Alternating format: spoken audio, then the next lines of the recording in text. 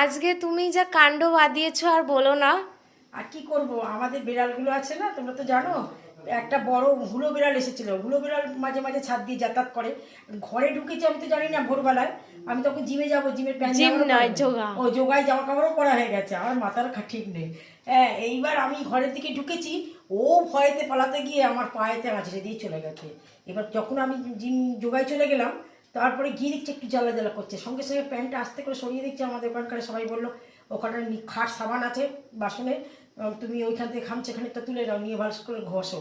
তারপরে ঘষে টষে যাই হোক, বাড়িতে এসে আবার 10টা সাড়ে 10টার সময় আমি ভুলে গেছিলাম। তারপরে আবার সাবলাম টাবলাম দিলাম, তারপরে রান্না করলাম। আজকে রান্নাটা দেখিয়ে নিই, তার আগে বলে নিই দাঁড়াও। রান্না করে চলে গেলাম আমাদের বাড়ির সামনে হসপিটাল, সদর হসপিটাল, সেখানে গেলাম। সেখানে যেতে টিকিট করলো, সেই টিকিটের লোকটা তো আমার সঙ্গে কি আর কি মারছে। আমি বললাম আর কি করব, ঠাকুমা হইতো তাই একটু আদর করে গেছে। হ্যাঁ, তাই বলে আবার টিকিট করে দিল, বললো কিছু মনে করবে না, ডোন্ট মাইন্ড। বললাম না না, কি আছে, কি আমি তো ছেলেটাও খুব ছোটো।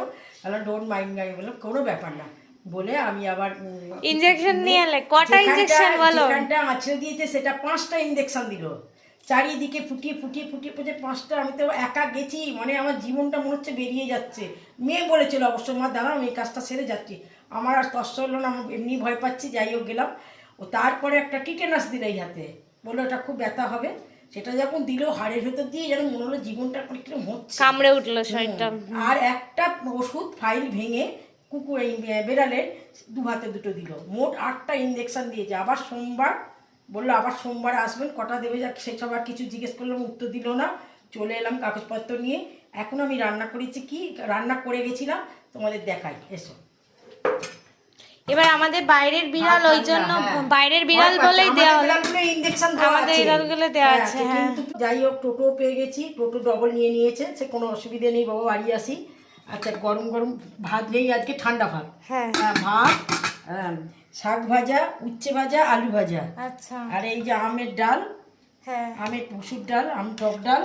আর এই যে এইটা আজকে হাতাটাও এ করা হয়নি, ওই লেডি ডাঁটাগুলো, কচি কচি লেডি ডাঁটা দিয়ে আলু দিয়ে বড়ি দিয়ে বেগুন দিয়ে ঝোল, খুব ভালো লাগে এটা। আচ্ছা, আর মাছের কালিয়া এই করেছি। আর এই যে ডিম আর আলু সিদ্ধ করে গেছি, মেয়ে খেতে পারিনি। আমি নেই তো, কে ছাড়িয়ে দেবে, কে ঘি দেবে, ওতে ঘি দিতে হয়। অনেক সময় ও গোলমরিচও নেয়, নুন দেয়, চটকে টটকে ভালো করে মাখিয়ে দিই। মেয়ে, আমি ছিলাম না বলে মেয়ে খাইনি। আজ আমার এই সমস্ত রান্নাবান্না। আর আপনারা আমাকে একটুখানি আশীর্বাদ করবেন, ভালোবাসা দেবেন, কারণ আমার পায়ের যা অবস্থা, একে সুগারের মরি, তার মধ্যে আবার এইসব জিনিস। ঠিক আছে, আমার এই রান্নাবান্না কথাবার্তা যদি ভালো লেগে থাকে তাহলে একটা লাইক করে দেবেন, একটা সাবস্ক্রাইব করে